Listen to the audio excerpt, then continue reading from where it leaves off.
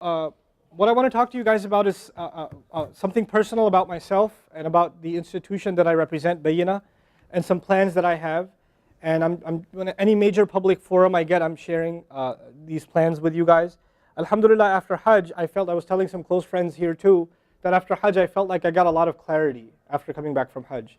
And I realized that every Muslim is supposed to think about, really deeply think about how they can make themselves a better Muslim, number one, and really deeply think about how are they going to serve Allah's deen. Not specifically, not generally, very specifically, how are they going to serve Allah's deen? And I started re-asking myself those questions, like how will I become a better Muslim? And what I in particular can do, and my institution can do, and my colleagues and friends and peers and teachers can do to serve deen in a substantial way. So after a great deal of discussion and back and forth, what I think I've stumbled upon is something truly revolutionary. I'm really personally excited about it, so I want to share my excitement with you about this project that I'm involved with, and inshallah ta'ala you'll share some of these sentiments. And this will take me a little bit to explain, and I hope you guys can keep up with what I'm saying. Basically, I've come to the conclusion that the Muslim Ummah today is facing a great opportunity with the advent of the internet, especially multimedia being available online, that we can actually bring books to life. And knowledge that was sitting in books and libraries can now be brought out and made into a YouTube video, for example, right? So we have this tremendous opportunity where somebody gives a khutbah on the other side of the world, and if it was something of value, it gets viral and everybody sees it, across the world. So when I went to England recently, I met Muslims from Singapore and like Indonesia and Malaysia that have been following our podcast, subhanallah. And the tafsir podcasts, which aren't even high quality recordings, subhanallah, they're being downloaded at 2 terabytes a day. We had to actually switch to an enterprise server because our server crashed. That many people were downloading them worldwide, right? So it made me realize I've been traveling a lot, like in my life for Bayyinah and doing seminars and courses and things like that. But I realized something that I feel I can best contribute, myself and my students and even my teachers, we can best contribute by creating resources for the Ummah that anybody can access. And the best of my efforts should actually go into studying and teaching and not so much traveling. And teaching and getting it recorded and making it available. And not just random lectures, but entire subjects, like thoroughly studied. So they become like a living library, right? A video library of Quran studies and a video library of Arabic studies as just the beginning. That's what I'm interested in doing. So for me, Quran studies happens in three levels. The level one is somebody should actually at least go through the entire Quran in translation with brief explanation. They should at least know what's going on in the Quran from one end to the other. At a basic level, explained in easy language. Alhamdulillah, that series I finished. I finished it last year with my students and I recorded it. So the entire Quran in translation, alhamdulillah, is now done.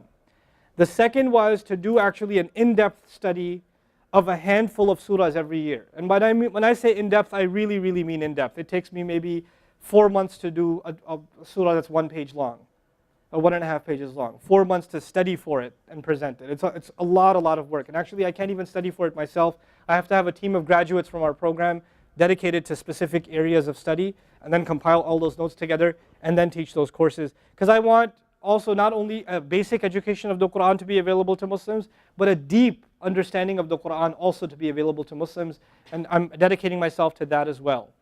The other thing I'm interested in doing, along with Quran, is the Arabic language. I'm interested in making the Arabic education global. Like any Muslim who understands English at least can learn Arabic at a very high level sitting at home. That's what I'm interested in putting together, right?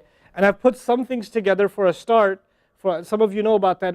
As I teach my daughter, I teach my 10-year-old about 15 minutes of Arabic a day, right? And I record those sessions in our home studio. And it's supposed to be 20 units of Arabic, and right now we're in the middle of Unit 3. We've done about 60, 70 halaqat so far. We're about at Unit 3. And inshallah ta'ala, she's making great progress, and there's about 4,000 people online that are following her along with those studies. So as I teach her, I'm teaching the rest of whoever wants to learn. And by the 20th unit, inshallah ta'ala, سأتحدث إليها بالعربية. I'm going to talk to her in Arabic. وهي ستجيبني إن شاء الله تعالى بالعربية كذلك. She's going to answer me in Arabic. We're just going to talk about Quran in Arabic. It's going to be awesome. Inshallah ta'ala. And the people that are following along will get us. They'll get us. They'll understand us. That's the point I want to reach. And then what I want to do is, how many people here are familiar with the DREAM program? Quite a few of you, alhamdulillah. The full-time Arabic studies program in Dallas, that's 9 months long. By the way, in Dallas, people don't wear cowboy hats and don't have straws in their mouth. I know you're in New York and you're on top of the civilized world. Obviously, you're in Jamaica, Queens. What higher civilization is there? But anyway, you know, and you understand everybody else must be primitive out in the boonies. Yes, I do not live in a barn. I do not own a banjo yet. You know.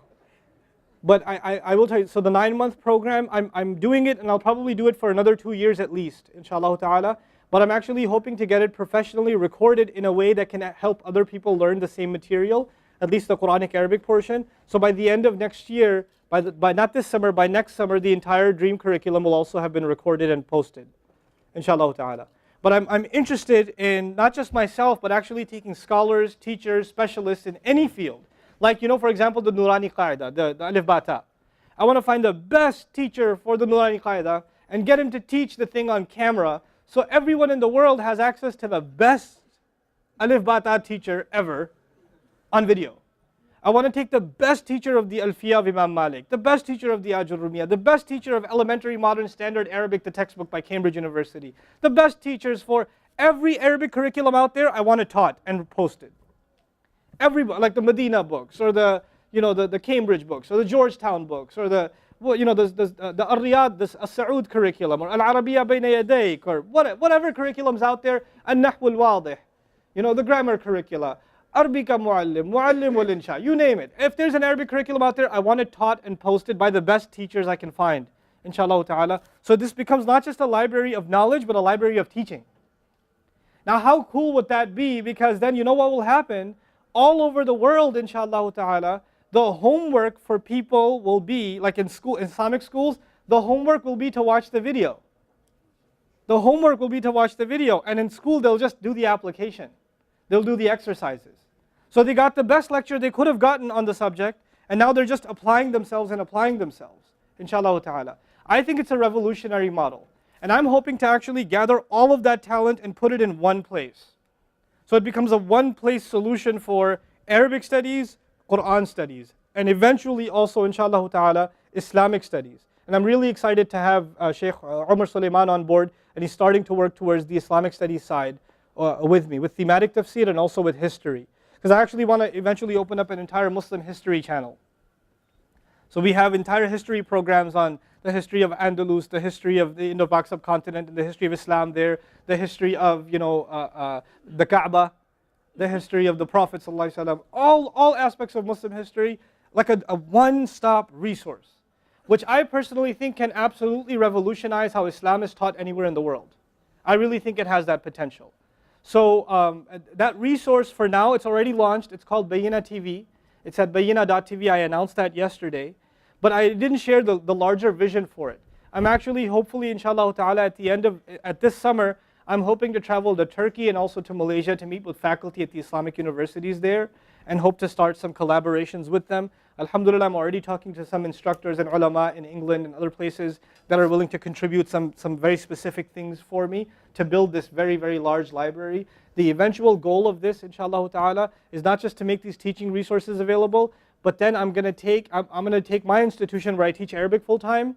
Instead of creating students, I'll turn the institution into something else. I'll turn it into the production of teachers. So I'll take people who already know some degree of Arabic, and they've done some stuff online through our resources or others, and bring them on board and make them trained teachers so they can go back to their own communities and become teachers for those communities. And I hope to do that actually for Muslims all over the world. I want to take students from Bangladesh and Turkey and Malaysia and Pakistan and India and like Somalia and have them learn this stuff as best they can and go back home and teach it in the local language.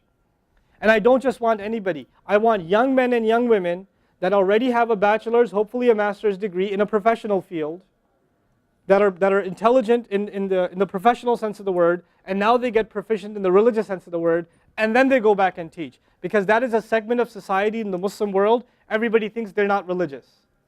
Like if you're educated and you're professional, then you're obviously not going to be interested in religion.